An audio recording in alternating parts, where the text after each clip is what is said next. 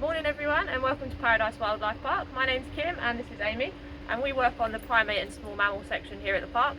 And this morning we're going to go in and train our pandas, so if you want to follow us, and we will train them.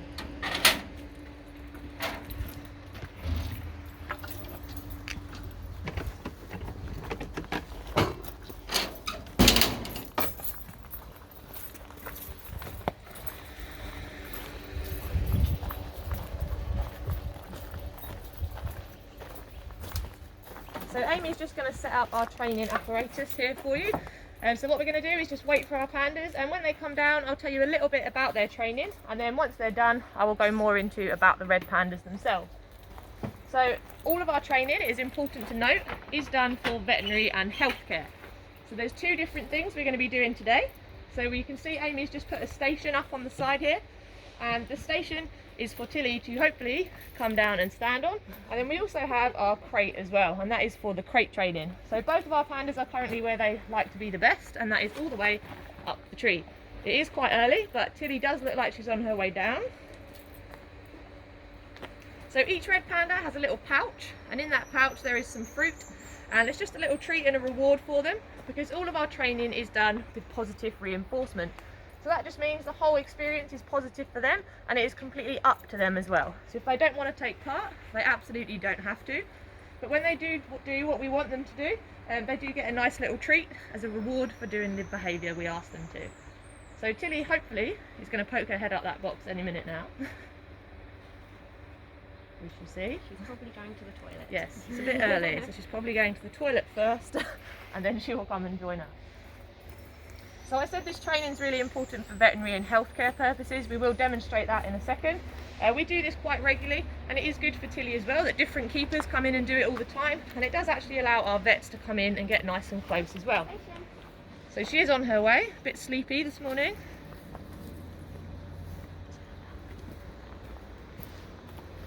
So this is Tilly, this is our female. So this station here, you can see she puts her paws up. Amy then rewards her for doing that behaviour, and this is really important, especially for Tilly. So our pandas are breeding pandas, so Tilly could potentially get pregnant. So when an animal is pregnant, obviously normally you can see a nice big belly. Now with red pandas, not so much. They're very well known for not actually being able to see what's going on. So this is very important for us to be able to feel that everything's normal, everything's going along as it should be. Also, when she has had cubs, we can actually carry on checking her teats to make sure they're not sore and that she's producing milk well for the cubs. And we can also use this training to get them used to vaccinations. So what Amy's doing now, you can see she's pinching her arms just there on the side and the legs, and that gets, if you ever need an injection, we can just do that, and she's very used to that behaviour happening. So it's not scary, and it's all done on her own free will as well.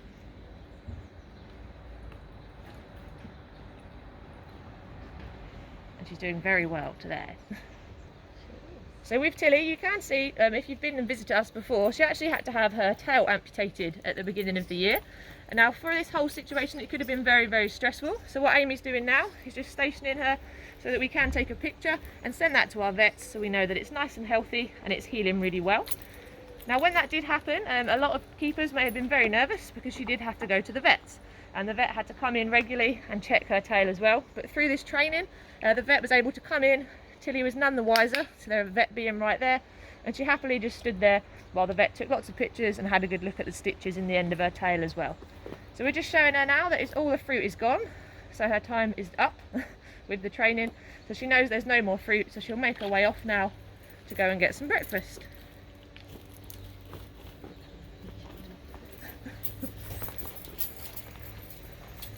So Amy's just gone to get their breakfast. Now Nampang I don't think is going to come down this morning, but we will show you what we were going to do. So just down on the platform here, there is a crate.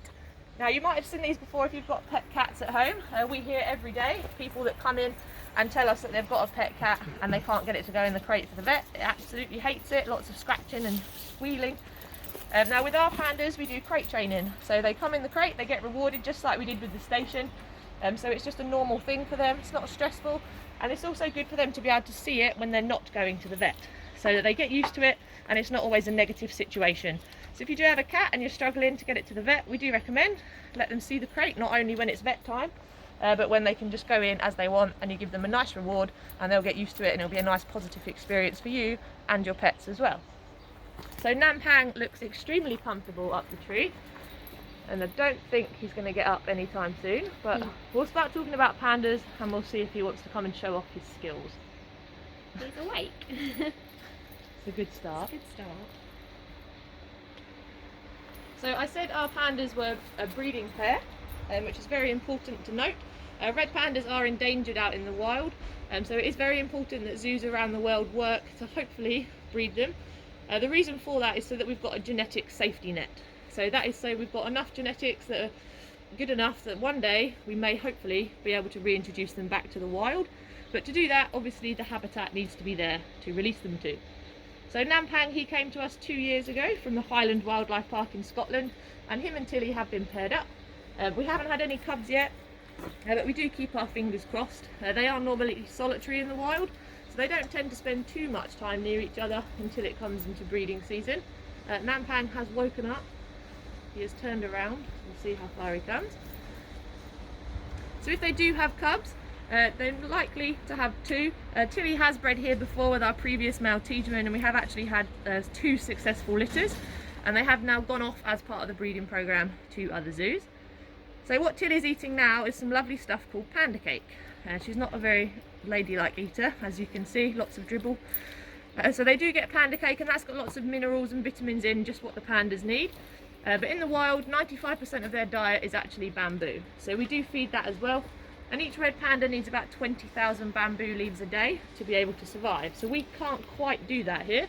So we do offer something called leaf eater pellet as well. And that just makes sure they get all the nutrients that they need. And it's in that bowl just there. So we feed them their breakfast with the pellet in the morning and the panda cake, as well as some bamboo. And then they get bamboo 3 times a day. So quite a lot, and depending on the time of year, depends on how much as well.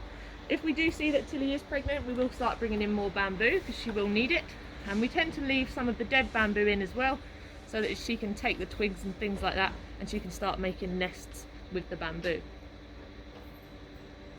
So Nampang is currently having a morning wash, which does normally signal that they're going to come down, but we'll have to wait and see. So with pandas, it is all a very big patience game. One of their favourite activities is to sleep. They can sleep for about 18-20 hours a day if they want to. We don't like to call them lazy though, we like to call them energy efficient. So because the bamboo is not very nutritious at all, they use all of their energy to eat more bamboo and to go find more bamboo, so then they have to sleep so they can find more bamboo. So if you ever wanted to come back as an animal, I would recommend a red panda. So you can see that they've gone right up into those trees.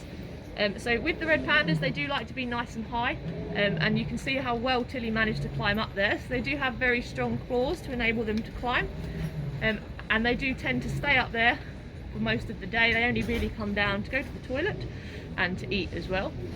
Now when they are climbing around, a lot of people worry that they're going to fall out the tree. They've never fallen out the tree. They are very adept to climbing, and when he comes down, if he's going to, you may see that he comes down head first.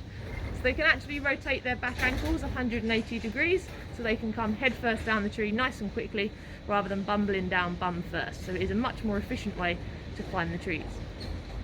And he has gone straight back to sleep. So with red pandas out in the wild, I said they're endangered. Unfortunately, they are in a lot of trouble. There are lots of reasons for this. Habitat loss is one. The problem with any animal out in the wild and protecting them is the people that live there need help too.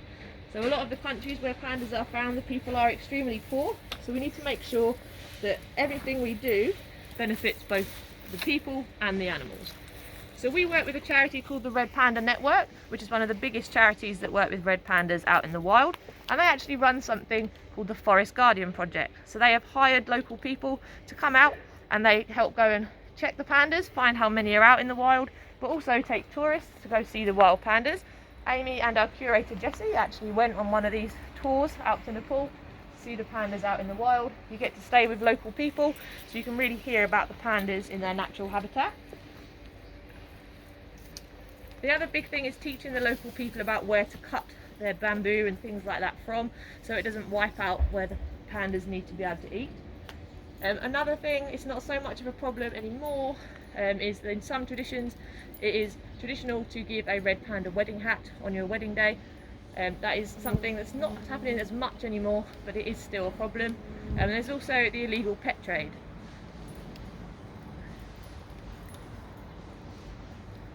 Thank you all so much for tuning into our Red Panda Live this morning. If you did enjoy, please feel free to drop us some stars down in the comments below. We really appreciate the support as we're coming out of this lockdown period, and hopefully we get to see you all soon. You can pre-book your tickets today at pwpark.com.